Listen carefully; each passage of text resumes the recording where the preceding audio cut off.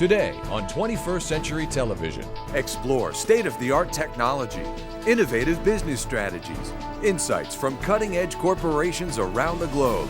A visionary look into the answers of tomorrow, today. Business leaders, business solutions. 21st Century Television.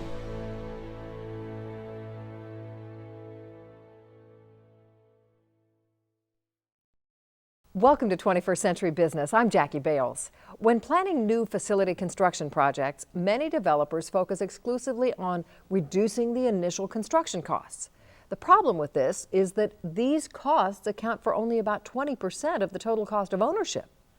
The managing director and owner of Alpha Facility Solutions, John Garcia, is joining us today to discuss the critical topic of facility asset management and what businesses can do to truly save money. Welcome, John. Thank you, Jackie. Great to be here. Thanks for having me. John, what are the biggest challenges facing facility owners? Prioritizing scarce resources. It's that simple, but it's also that difficult.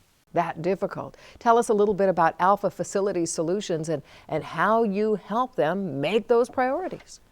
We take a complete look at their facility portfolio. You mentioned 20% is the initial design and construction cost. Well, that other 80% is what the client incurs over the full life cycle of the facilities.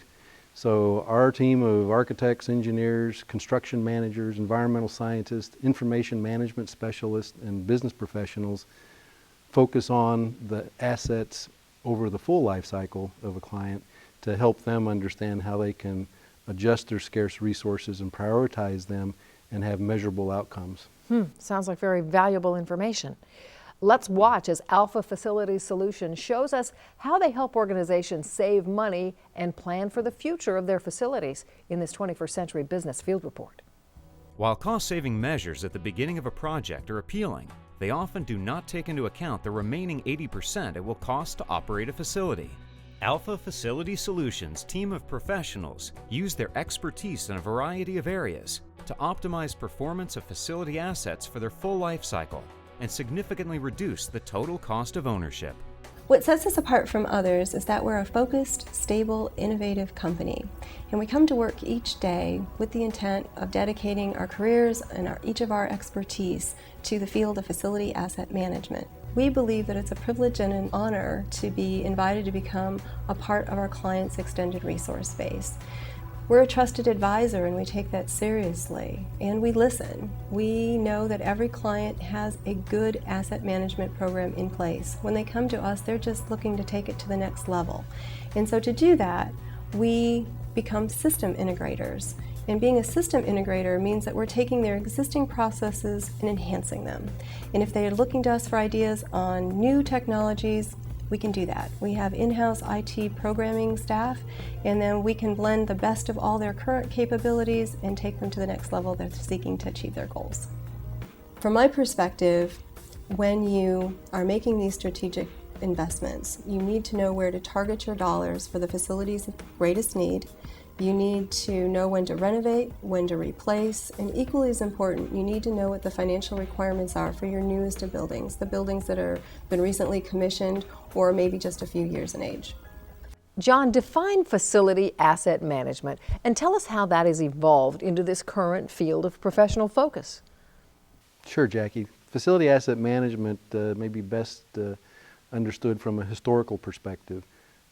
Architects and engineers have been around since people started stacking stuff together to create houses and places to work and learn and live.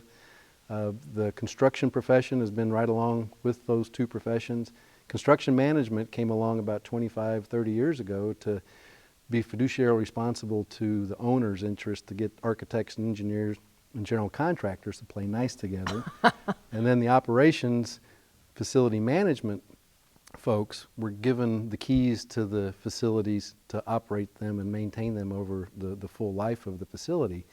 Facility asset management steps in, which marries up all of those professions to focus on the complete life cycle, where the facility manager does their best to keep one facility or small group of facilities operating efficiently and effectively, and the engineers and the architects and constructors did their best in that initial 20% of the life cycle cost to build a quality facility. We come at it from how do you best manage those facilities to achieve the best return on investment or minimize the risk to shut down or failures over that 80% cost. Why did you decide to start Alpha? And what do you think sets Alpha apart from others in the industry? Well, it was listening to clients. Background is from the architecture and engineering and construction profession. Consulting is number one rule is listen to the client. So listening to the client over those years and having had some practice in former lives before Alpha of doing facility assessment work and helping with some planning, understood that the clients were looking for more in terms of how do they measure their performance, how do they set goals, both financially and operationally, and set those design criteria such that they're helping themselves not just to get a good product short term, but it's contributing to an overall goal of long-term performance. That sounds really smart to be able to put all that together and think about that at the beginning. Unlike their larger, more bureaucratic counterparts, Alpha is a certified small business and therefore able to provide innovative, responsive, and flexible solution-based services for their clients. Since Alpha is solely focused on providing a thorough analysis of how building owners and operators can better plan for their facilities, their assessment results are not biased by future design or build work. The value that I contribute to our clients on a very small personal basis is I know that I establish a connection with our clients. I offer them a person and a face to call at any hour of the day, to email, to correspond, to put them in touch with other experts here at Alpha. And then on the very broad scheme, I know Alpha, because I do believe we are all a part of that team and feel responsible and take ownership in those types of success stories.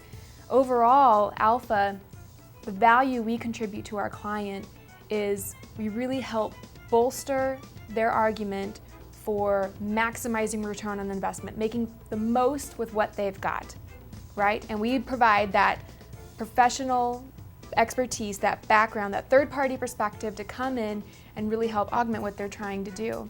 Furthermore, I think something that's unique at Alpha, the value that we really contribute to our clients, is that we customize our projects to meet the client. If we know, there's no template that we follow, right? And if we know that our client we're working with has a big important presentation board meeting, and they're going to use the results from one of our facility condition assessments in that presentation, and that's 3 months after our project closes, our project managers, myself included, and the entire team, we are so invested in wanting that presentation to be a success that we keep it in mind and we touch base with our client. How are you doing? How's the material going? Do you need a refresher? How can we help you? It's after project close, but we really want to make sure they know that we are here for them and we're a part of their team. What are the different phases of a project life cycle? And what is really the benefit of engaging all the parties involved in a singular discussion? The singular discussion is really a culmination and an example of where you've reached success. On any topic with facilities asset management, if you have the board of directors and the facility management professionals and the community at large, if they all understand what's being discussed in terms of what the consequences are for prioritization of funds or lack thereof, everybody knows what the consequences are, you are then measuring some success. But the life cycle actually involves, if you will, think of arrows kind of head to tail. Start with collecting information, it's often referred to as assessments, and then that feeds planning, and then planning typically feeds design steps, and then design leads into construction, construction leads into operations and maintenance, and then right back around to assessments. In a facility asset management framework, all those arrows are connected, and at the middle is the information management and sharing amongst all stakeholders such that everyone knows what the interconnectivity is between those segments of the life cycle management and all of their desired goals and objectives for performance in each of those segments. Now, a couple of times you have mentioned the community and stakeholders, which leads me to ask, who are your clients? Are you working in the corporate world, in the municipal world? Where are you? Our clients cover the gamut, public, private, governmental and the public for sure, publicly traded companies, but also privately held organizations. But who are the clients? People do business with people. That's a great thing, because that's what we love, is working with the folks. but the people that really make the decisions about the purse strings, those are our clients. When the CFOs or the CEOs or the board of directors that has a financial, interest and expertise will ask the right questions, or at least inquire to ask the right questions, then those chief leaders of organizations will seek out the answers, and that's where we can step in and help. Now, we also have long-standing relationships with the facility management professionals, the on-staff architects, engineers, facilities directors, and they have a tough job to keep doing what they can do with what limited resources they have. So that's another entree where we help them, elevate their cause for what it takes to actually maintain and operate those facilities and get a better ear from their leadership. Sure. Now, it seems like a basic question, but going back to the beginning, why does planning matter? Well, as anything in life, if you don't have some plan, don't be surprised with where you wind up. Right. So planning and facility asset management is key, but also, as is with any plan, you don't want it so rigid that you don't have flexibility. So plans that are flexible, but most important, that you have a consistent method of measuring your track towards the desired objective of your facility performance. Facility owners and managers benefit most when they have the ability to set standards, concisely report on the condition of their facilities, are they functionally adequate for what they're intending to serve, and then have the ability to document the financial requirements to maintain those standards, and then ultimately have a means of measuring their progress and communicating the results. For the past several years, with the economy's downturn, building owners and facility managers have had to work smarter with fewer people resources and fewer financial resources.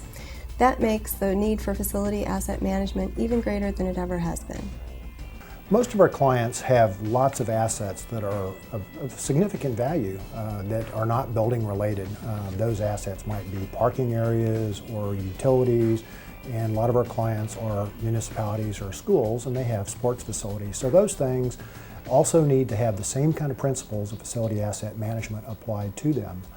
Our goal is to be the trusted agent for our clients, someone who can be relied upon, so that they can focus on the things that are important. They understand their facility portfolio and can focus on identifying what the sustainment and capital renewal needs are for their facilities. Facility managers generally understand those factors of their buildings that affect their bottom line or their business processes, but oftentimes they don't think about those systems that are buried in the walls, the floors, and closets and on the roof that really are just back there unseen and performing as they're intended to do. We got to always remember that the systems, all systems, whether they're buried in the walls or the floors, have a life cycle. And we're talking about things like electrical wiring and plumbing piping and things like that. An asset management program really brings together departments within an organization. Sometimes there's groups that have never really worked together or talked with each other. So groups that are focused on capital planning versus the folks that are worried about daily maintenance and operations, they usually have separate initiatives, separate budgets. But with an asset management program, you bring these two groups together and collectively they can interact with the community to accomplish great things. John, what is a system life cycle, and why is it important to ascertain a professional assessment of building systems? Great question, Jackie. A system will go down to the component level. The system is nothing more than an aggregation of components. So a lighting system has light bulbs, it's got light fixtures, it's got wires, it's got switches, it's got circuit breakers, it's got circuit breaker panels, it's got transformers. All those pieces together constitute a system. There are any subcomponents within that, maybe a subsystem. Each piece in that system has an expected useful life. And the same goes for air conditioning systems and the impact that those systems have on things like indoor air quality or life health safety considerations. They all change with the age of the system. And there's enough data now from manufacturers and from environmental studies that you can start to link. We can link those levels of performance and expected deterioration over time with modeling to help clients understand where they'll be when in a life cycle, and then by doing the professional assessment to go and figure out where a system or group of systems are at their current life cycle, then be able to say, here's what you can expect to either achieve, the full life expectancy of your system, or you're going to run short because of lack of funds due to maintenance, or you just didn't have, the proper system maybe in place to last the 50 years that you wanted it to, or 20 or 10, or whatever the clients had in place. And they may then say, well, what should we put in a new facility? And that's another discussion, but that's another sign of success because they're asking the question. It's interesting to me that facilities asset management is a relatively new field, because when you tell me all of these things that you're able to ascertain, it makes me think, how have they gotten away without having this service to begin with? How dreadful are some of the results that happen in the construction world? Well, a lot of it has to do with the initial cost of building a facility. There's tens of millions, if not hundreds of millions of dollars that can go into the design and construction of facilities. And that gets a lot of attention. Right. And it rightly should. Right. But at the end of the day, from a very big picture perspective, that's still 20% of the total cost of that facility over time. And that additional 80% doesn't happen in huge chunks. It doesn't happen in $100 million chunks typically. It happens over time, so that 1 or 2% cut on maintenance budgets can shorten the life cycle of key systems, heating, ventilation, air conditioning, electrical systems. It can start to shorten those life cycles and precipitate poor performance that folks don't like, including leaky roofs, or a bit of a musty smell coming from the Right. heating and ventilation Sure. system. So they're slow to build, so that's why you don't hear much about it, and the folks in the facility management world deal with that daily. My role is Director of Information Technology, and I am specifically responsible for the infrastructure of the company. That's providing the hardware, automation support, and that type of thing for our clients, as well as the company as well. We are the facility doctors. We go out and we assess facilities, give our clients an idea as to the shape of or the condition of their facilities, and then provide them a prognosis as to the best ways of managing those facilities. That includes providing them information before the facilities are even built, as well as providing them information as to their existing footprint. One of the ways that I add value to our clients is the ability to provide them access to all of the information that we go out and collect for them. That includes photos, files, any kind of data or information that we cannot provide through the software that we provide to our clients. We put on SharePoint sites, FTP sites, and it's not just the ability of being able to provide them access to it, but in an organized fashion so that they can access that information and data efficiently and effectively, so that they can move on to all of the other important things that they have to do as well. In the condition assessment, my job as engineer is to identify the different systems in the building, determine where they are with respect to their life cycle, and optimize the performance of each system so that it can last as long as it's able to, so then we're able to provide a greater return on the investment from a building standpoint back to the ownership and provide the tenants with what they need in the building. Now, when you can reduce the number of times that you have to replace a component in the building, then you can bring more money back to the bottom line for the ownership. And when you do that on a large scale, that means big savings for the owners. Well, I have 3 roles in the company. The first role is software development. We will develop the software that the assessors use to gather and QC the data, put it into a database, we run the calculations, and then we provide the information to the client in a format that's best for them. We do system integration. While we do develop our own software, a lot of times the clients have their own software or they want to use a third party. So our job is to take whatever software they want to use, combine it with our software where appropriate, and develop an integrated solution to the client.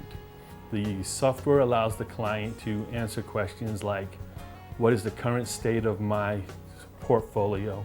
What happened since last year or last month and why?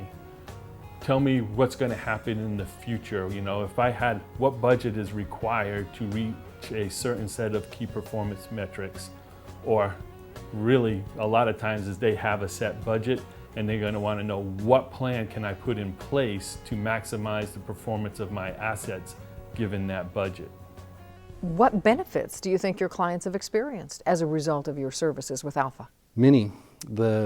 And it continues to unfold, and it amazes us that we've seen clients be able to justify additional positions within their facilities groups. We've seen them be able to justify a greater piece of the budget pie when it comes to the annual budget discussions, because they've got now the information that has a consistent and technical and business and functional approach to establishing the performance levels that they're at relative to where the group at the budget table understands they want to be. Right. They then have a very clear voice to help define additional dollars. So we've seen clients gain more at the budget table, from tens of thousands of dollars to billions of dollars in their programs. Huh. John, what does a typical assessment project look like?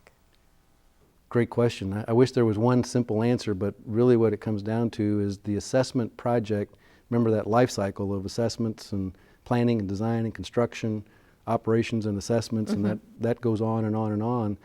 But the assessment piece of it is really, if you think of it as a wellness venture, and maybe you've been, doing a great job of facility fitness or, personal physical fitness, but it may be time to have that professional look at where you are fitness-wise, and if you're most interested in the physical aspects or the functional aspects of the facilities. And physical and functional can include energy, it can include indoor air quality, which is why we have a rock-solid team of environmental scientists that can plug into that as well.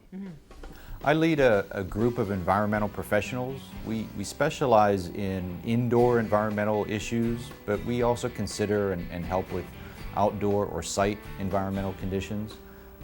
We specialize largely in asbestos, mold, lead, indoor environmental air quality type of situations. We consider our environmental role in facility asset management very carefully.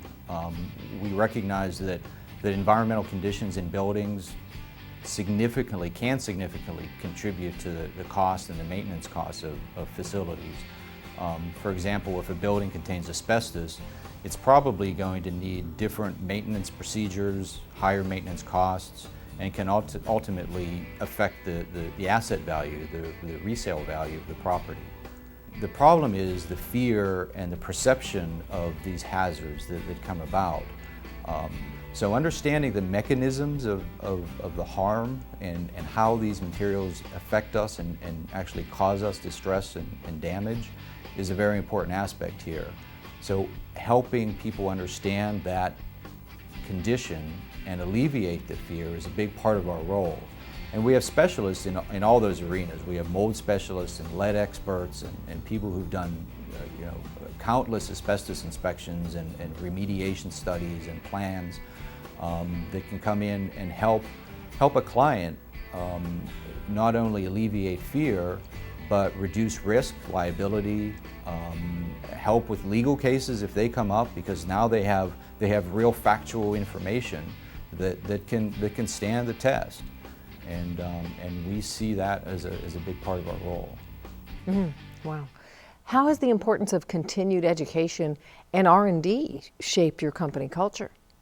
That you've defined one big piece of our company culture. Number one is our client, taking care of the client. But a close second is taking care of our folks, taking care of the clients. So continuing education is paramount. It's paramount to the individual to keep sharp on what they want to generate, additional personal knowledge gain on. It's also key that we give back to our higher education friends and our K-12 friends in the high school arenas of letting, young up-and-comers know that there are professions within the technical disciplines of architecture, engineering, construction, and the life sciences, and law, and business, and facility asset management, because to have a true facility asset management functioning practice in any organization, it takes knowledge of those disciplines all working together. So we're doing research since Alpha started with higher education entities to help define those new practices and standards and procedures. Sounds great. John, describe your project management approach and how you work to customize solutions to meet your clients' needs. Well, goes back to listening. And the client's expectations are really what define the project management approach. So while there's great standards on every project management book ever written, we custom tailor our approach to the client's environment. We don't try to re-engineer or reinvent their business processes. We seek out to understand what their business is and how they see facilities fitting into their business models, and then we tailor the project leadership, the project technical focus on just that. So to develop the right metrics, to develop the right investment plans, to develop the right assessment plans that then lead to, if they can exercise any parts of those, we'll get them down the path of where we've understood them that they'd like to get.